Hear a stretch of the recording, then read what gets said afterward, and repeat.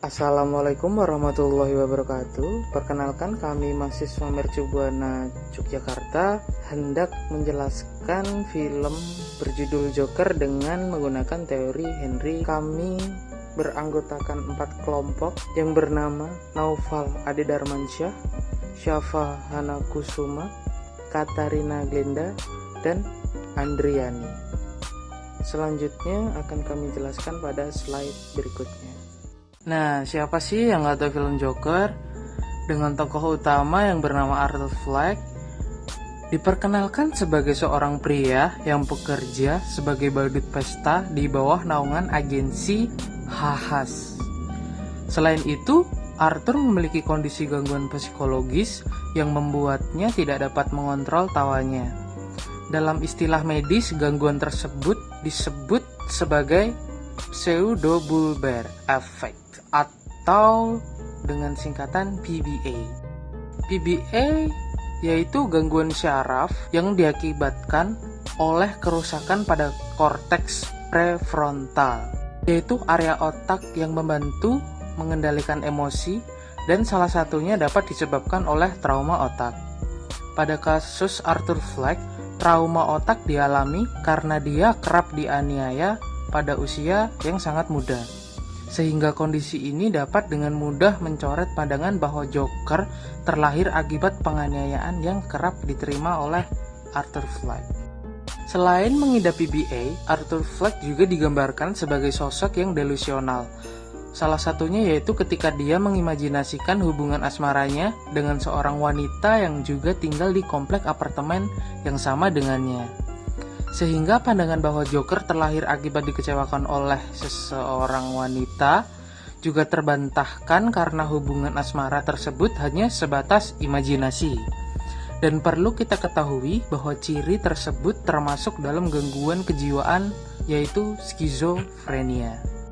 Jika kita perhatikan dengan saksama, Arthur Fleck berusaha sangat keras untuk menahan sifat brutalnya dengan tidak memberikan perlawanan ketika dipukuli, dihina, dan difitnah.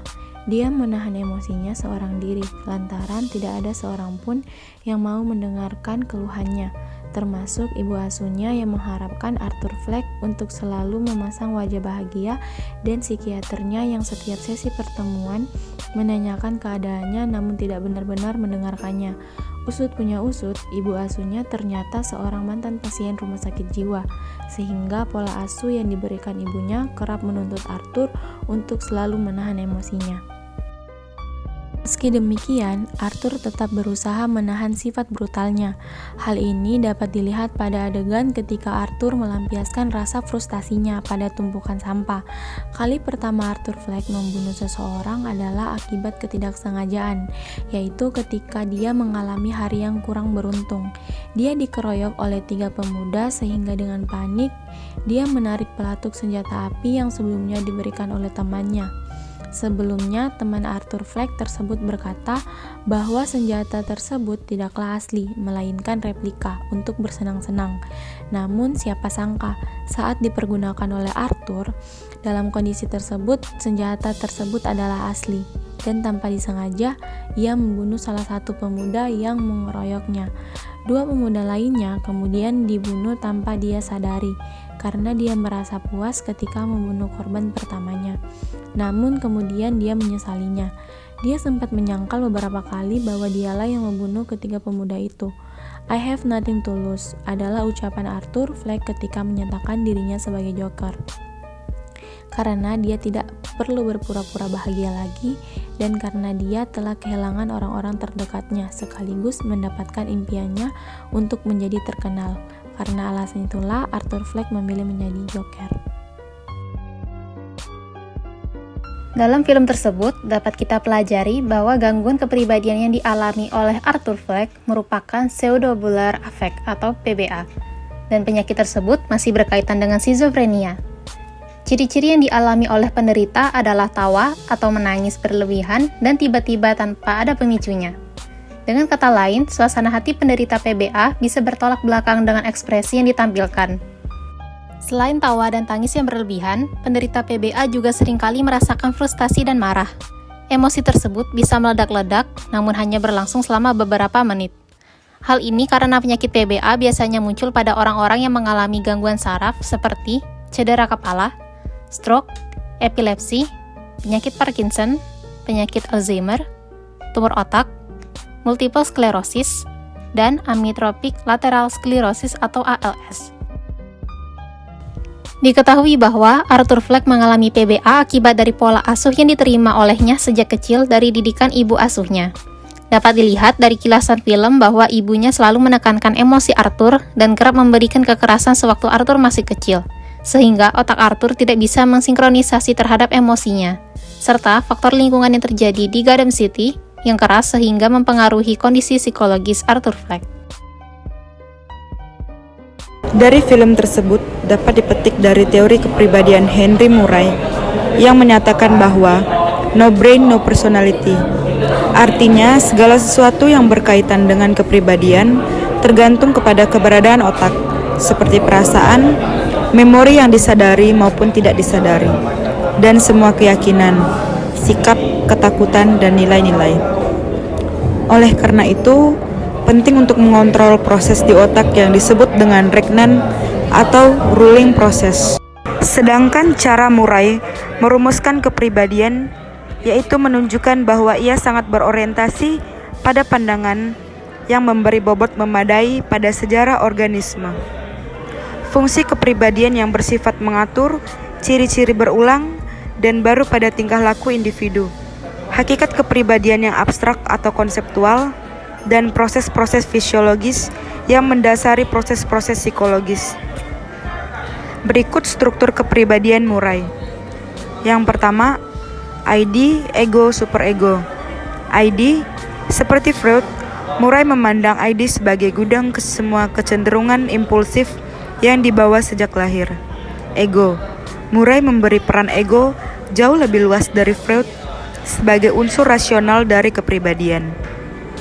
Ego bukan hanya melayani, mengubah arah, dan menunda impuls ID yang tak terima, tetapi ego juga menjadi pusat pengatur semua tingkah laku. Secara sadar merencanakan tingkah laku, mencari dan membuat peluang untuk memperoleh kepuasan ID yang positif. Sedangkan superego, Murray menekankan pentingnya pengaruh lingkungan sosial atau kultur dalam kepribadian. Yang kedua, unit-unit tingkah laku proceeding dan serial. Unit dasar tingkah laku adalah proceeding. Interaksi yang waktunya terbatas antara individu dengan orang atau orang-orang lain, atau antara individu dengan objek. Proceeding adalah sepenggal waktu yang cukup untuk menyelesaikan pola-pola penting dari tingkah laku secara dinamis. Serial adalah serangkaian proceeding sehingga merupakan unit tingkah laku yang lebih panjang. Yang ketiga, ordinasi, abilitas, dan prestasi. Ordinasi adalah proses mental tinggi yang dipakai seseorang untuk memilih rencana aksi untuk mencapai tujuan yang diinginkan dan menempatkan pilihan rencana itu ke dalam operasi. Ordinasi mempunyai dua komponen, serial program dan schedule. Serial program adalah pengaturan urutan subtujuan yang direntang ke masa depan dan didesain untuk mencapai beberapa tujuan utama. Schedule adalah pengaturan waktu kegiatan untuk memuaskan kebutuhannya dan menghindari konflik atau persaingan antara kebutuhan dan keinginan. Abilitas dan prestasi seseorang adalah bagian kepribadian yang penting, seperti keterampilan mekanik, leadership, prestasi intelektual, dan tingkah laku seksual. Abilitas menunjukkan potensi apa yang mampu dikerjakan seseorang, mencakup variabel bakat herediter dan apa saja yang pernah dipelajari. Prestasi atau achievement menunjukkan apa yang nyata-nyata dilakukannya dengan pengetahuan yang dimilikinya. Proses kepribadian. Dalam kepribadian, Murray menggunakan konsep dari kebutuhan untuk menjelaskan motivasi dan arah dari perilaku. Kebutuhan meliputi tenaga psikokimia dalam otak yang mengorganisasi dan mengarahkan intelektual dan kemampuan persepsi. Dalam daftar kebutuhan Murray, ada 20 kebutuhan yang salah satu diantaranya yaitu yang berkaitan dengan kasus yang kami analisis, yaitu aggression. Yang dimana aggression itu sendiri merupakan kebutuhan untuk mengatasi lawan dengan penuh kekuatan, untuk berkelahi, untuk membalas rasa sakit atau luka, untuk melawan secara kuat atau menghukum, yang dimana itu terlihat pada adegan pada saat Arthur melampiaskan rasa frustasinya pada tumpukan sampah. Dan tanpa disengaja, ia membunuh salah satu pemuda yang mengeroyoknya. 2 pemuda lainnya kemudian dia bunuh tanpa disadari, karena dia merasa adanya kepuasan saat membunuh seseorang yang akan memenuhi kebutuhan aggressionnya. Baik, sekian dari penjelasan video kami mengenai analisis kasus melalui film Joker tentang teori kepribadian Murray. Semoga ilmunya bisa bermanfaat untuk kita semua, dan sampai jumpa.